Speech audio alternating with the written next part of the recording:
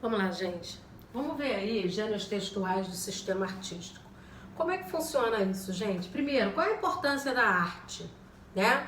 A arte, ela está presente em todos os estágios da humanidade, né? Já foi feita a arte, né? A arte aconteceu, primeiramente, como pinturas rupestres, nas cavernas, nas cerâmicas, né? No jardim suspenso da Babilônia, a gente também encontra. Quando a gente faz uma música, quando a gente escreve um soneto, quando a gente interpreta um personagem, quando a gente dança, né, alguma música, quando se pinta um quadro, quando se grafita um muro, a arte na TV, na rádio, na internet, né? Os artistas, eles fazem parte, né? Diariamente, eles estão presentes no nosso cotidiano, né? O que, na verdade, a gente tem que pensar o que é ser um artista, que faz com que as pessoas se voltem para a arte, né? Certamente não é um conceito fácil, é algo muito subjetivo, né? Varia de acordo com a história, de acordo com o momento histórico, de acordo com a cultura, né? De acordo com vários aí fatores. A arte, ela não tem uma utilidade, né? Ela não tem uma utilidade em si. Ela não é utilitária, ela só existe se ela tiver função. Não, né? Ela não é assim, criou esse objeto para para fazer tal coisa, né? Ela permite aí que nós tenhamos outro olhar, né, sobre a vida, sobre o dia a dia, faz a gente refletir nossos sentimentos, ela serve aí para mudar o mundo, né? Então a gente tem que pensar aí a arte dessa forma. Nós temos que pensar que é o ser humano, né, que é o agente aí que vai pegar essa arte e vai transformar o mundo, né? Vamos pensar aí, através da arte a gente valoriza o imaginário, o criativo, né? Acaba ganhando aí uma vida própria. Vamos ver os tipos de funções da arte aí que existe, né?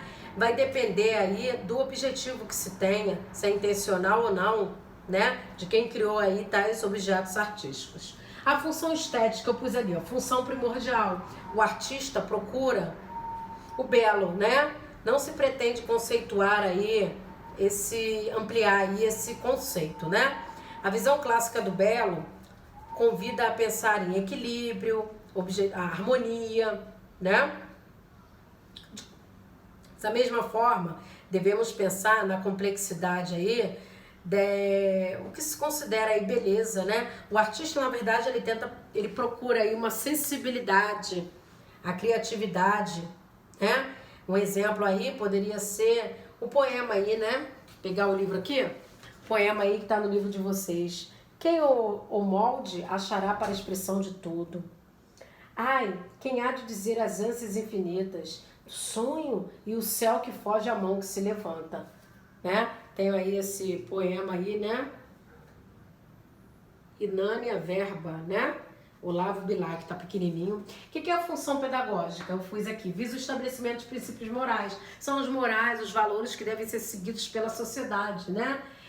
Nós temos esses princípios, ou a função pedagógica, ela serve também para criticar os valores que nós consideramos aí negativo, né? Um bom exemplo disso seria as fábulas, as pequenas histórias que são transmitidas de geração para geração e que tem um objetivo, tem sempre quer passar algo pra gente, quer transmitir um valor, um ensinamento, quer nos levar a uma reflexão. Nós temos um exemplo aqui, o leão, a vaca, a cabra e a ovelha, né, de Esopo. Aí tem uma moral aqui dentro no finalzinho fala, os parceiros viram logo que não era bom negócio fazer sociedade com alguém muito mais forte. É uma moral, é uma reflexão, né? O que é a função lúdica? Ludicidade tem a ver com brincadeira, né? A finalidade de entreter, de divertir os receptores por meio de elementos de humor, né? Faz aí, esse humor, ele pode ser utilizado aí para que nós façamos uma reflexão, tá? Conscientizemos de algo, né? O que é a função catártica? É o efeito gerado pela manifestação artística, né? É aquele efeito que vai ter, que a gente vai... Na verdade, como começou a catarse aí, esse termo aí, ele é um termo de natureza filosófica, né? Que ele significava purificação, né? primeiro a fazer referência a esse termo foi Aristóteles, né? E ele definiu aí como o efeito gerado pela manifestação artística ao representar a realidade e provocar uma depuração de sentimentos ruins. Como se nós tivéssemos aí, ó, uma sensação de libertação do psique, da nossa mente, que o ser humano vivenciou superar o trauma referente ao medo, à opressão, né? Essa é a função catártica. Um exemplo disso poderia ser poema em linha reta. Nunca conheci quem tivesse levado porrada. Todos os meus conhecidos têm sido campeões em tudo. Aí vai indo, né? Tem vários versos aí. O poeta, ele convidou, com a força da ironia, do deboche, a refletir sobre os valores hipócritas, que muitas vezes aí a sociedade passa, né? Essas ações, tentando aí buscar uma transformação do nosso interior. Nunca conheci quem tivesse levado porrada. Olha que ironia. Todos os meus conhecidos têm sido campeões em tudo. Quer dizer, todo mundo só conta alegria, glória, vitória. Ninguém teve derrota, né? E por aí vai. Poema aí, Álvaro de Campos, heterônimo de Fernando Pessoa, esse poeta aí, né, da literatura portuguesa, né?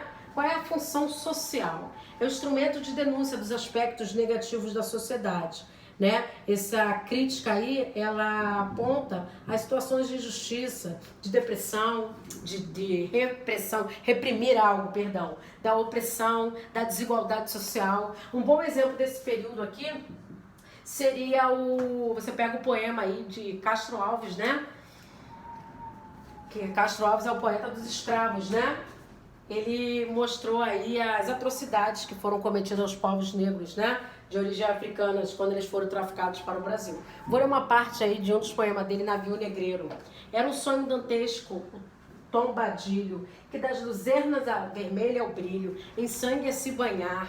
Vamos lá no finalzinho. Magras crianças, cujas bocas pretas regam o sangue das mães, outras moças mais nuas e espantadas, né, e por aí vai. No finalzinho, um de raiva delira, outro enlouquece, outro que martírios embrutece, cantando geme e ri. Falando do sofrimento aí, né, que os negros aí sofreram quando eles foram aí traficados para o Brasil, tá? Essa outra função da arte aí, né? Denunciar os aspectos negativos da realidade da nossa sociedade. Linguagem poética, né? A linguagem poética, ela utiliza esse sistema de signo, né? Capazes de expressar sentimentos, ideias, vivências, desejos, tá? Para isso pode combinar desenho, cores, sons, palavras, né? A poesia em si, é uma linguagem poética, uma linguagem subjetiva. Ali eu fiz um resumo ali dos gêneros textuais, que se dividem aí em conto, crônica e poema. Na verdade, qual tipos aí, conto e crônica, né? São tipos aí, na verdade, de narrativas. Qual a diferença aí do conto, né? O conto é uma narrativa em prosa, linear, tem início, meio e fim. É curto, é conciso, é bem menor que o romance, tá? É maior do que uma crônica, o conto. E o conto é menor que um romance. Apresenta um conflito dentro de um espaço e de um tempo, eu pus ali, né? Apresenta, na verdade, poucos personagens, né? Personagens esses que não são analisados profundamente, tão complexo, né? Todas as ações aí, elas se encaminham para o desfecho, para o fechamento da narrativa, tá? O que é a crônica, na verdade? É um tipo de texto narrativo, uma narração. Trata literalmente o quê? Do dia a dia, os acontecimentos diários. É um texto curto, geralmente em primeira pessoa esse texto, em tom de diálogo, há uma interação. A gente usa uma linguagem, eu pus ali, ó, muito simples. Uma linguagem, há uma interação, né? Há uma interação aí com Ih, Jesus! A crônica é uma interação com o leitor, né? A linguagem é espontânea, a gente usa muito aí entre a oralidade e a escrita literária, né? A função emotiva, ela predomina, ela está acima da informativa. Como assim? O que é emotiva? Emotiva é a primeira pessoa, é o uso do eu, né? Do eu lírico, tá? Há uma versatilidade, né? Ela pode ser narrativa, ela pode ser lírica, né? Ela pode ser reflexiva, ela pode ser humorística. Há crônicas humorísticas, né? Que retrata com bastante humor. Metalinguística, que é a palavra explicando a própria palavra. Pode ser uma crônica esportiva, né? Falando aí de esporte, pode ser política, policial, tá? O que é o poema ali? O poema eu pus. Nós temos versos no poema, versos é cada linha, né? Nós temos estrofe é cada bloco, né? É um conjunto de versos. Rima, né? Que é a regularidade de som no meio ou no final dos versos, no meio ou no final das linhas. Métrica, né? Que é a medida pela quantidade de sílabas poéticas dos versos. Nós temos a presença de ritmo, né? Que é a repetição, é a mesma repetição, a mesma regularidade da intensidade, né? Daquela poesia. Nós temos também, em dados momentos, né? O poema, a gente pode fazer uma comparação tem alguns aspectos bem formais, né?